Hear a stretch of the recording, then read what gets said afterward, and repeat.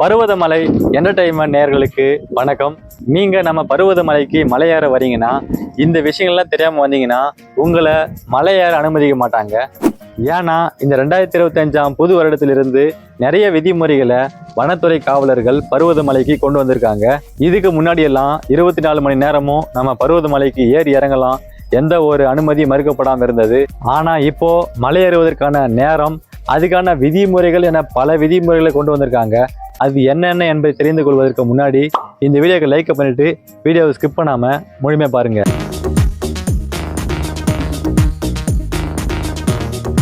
முதல் விதிமுறை, நீங்க இதற்கு முன்பு இருந்த மாதிரி 24 மணி நேரமும் நம்ம பருவதமலையை ஏறி இறங்க முடியாது. அதுக்கான அனுமதி நேரம் வரையறுக்கப்பட்டிருக்காங்க. எப்பெல்லாம் நம்ம பருவதமலை ஏறுவதற்கு வனத்துறை காவலர்கள் அனுமதிக்கிறாங்கன்னா, அதிகாலை 5 மணி முதல் மதியானம் 3 மணி வரை மட்டும்தான் பக்தர்கள் பருவதமலை ஏறுவதற்கு அனுமதிக்கிறாங்க. மதியானம் 3 மணிக்கு மேல வர பக்தர்களை மலையேற அனுமதிக்க மாட்டாங்க.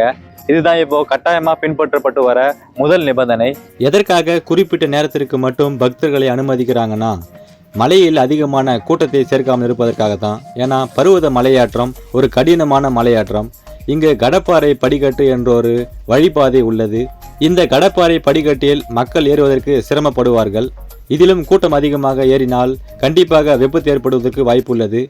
3 மணிக்கு மேல் பொழுது சாய்ந்து இரவு நேரத்தில் பருவத மலையேறச் சென்றால், அந்த இரவு நேரத்தில் ஏதாவது பாம்பு கடித்தோ அல்லது செல்லும் வழியில் அசம்பாவிதங்கள் ஏற்பட்டு விபத்து ஏற்பட்டால் மக்களுக்கு பாதுகாப்பு இல்லை என்கிற காரணத்தினால்தான் 3 மணிக்கு மேல் பக்தர்களை பருவதமலை ஏறுவதற்கு அனுமதி மறுக்கப்படுகிறது.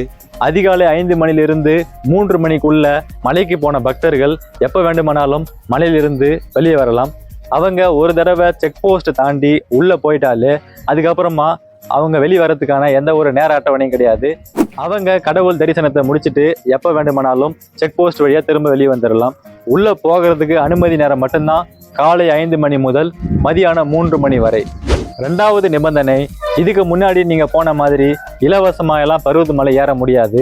அதுக்காக பருவதமலையோட முக்கியத்துவத்தை மக்கள் உணர வேண்டும் என்பதை கருத்தில் கொண்டு பருவதமலை ஏற வரும் பக்தர்களிடமிருந்து ரூபாய் 10 வீதம் ஒவ்வொருடம் வசூலிக்கிறாங்க.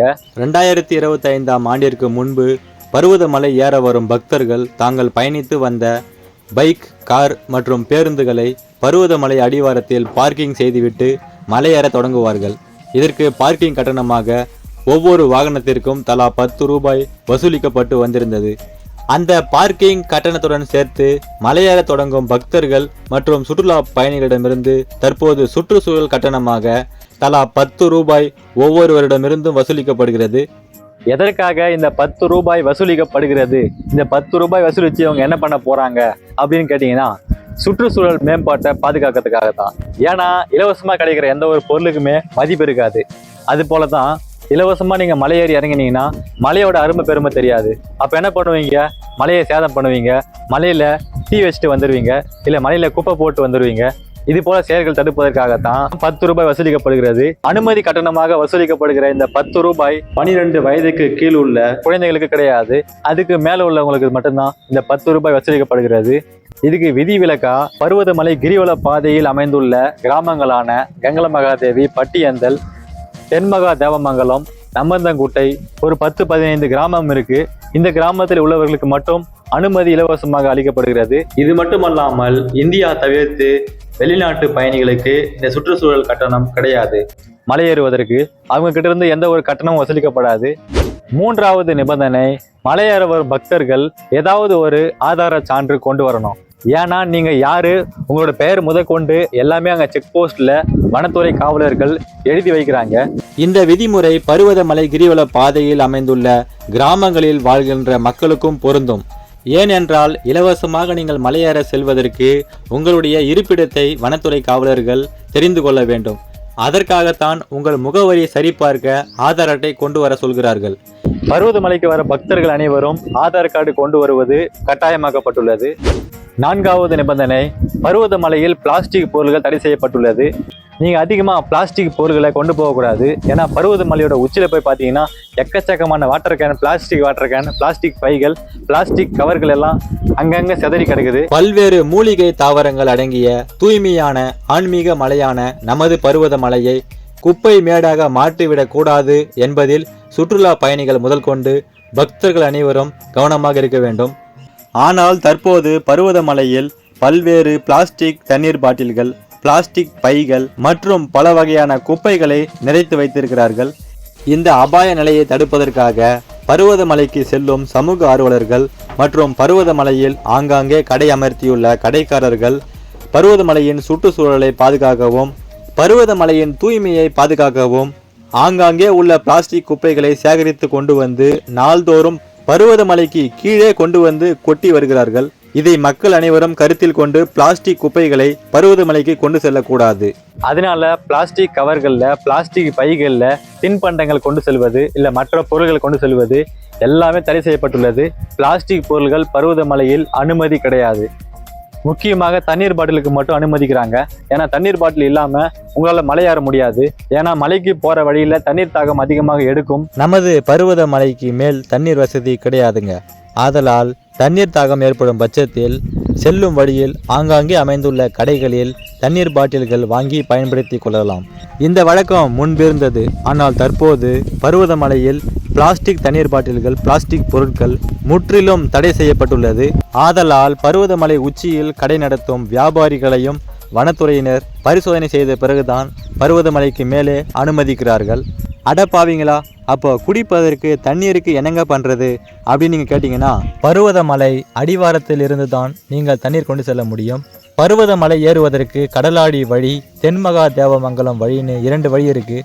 இந்த 2 வழியிலுமே செக் போஸ்ட் இருக்கும். உங்களை செக் பண்ணி பார்த்துட்டு தான் அனுப்புவாங்க.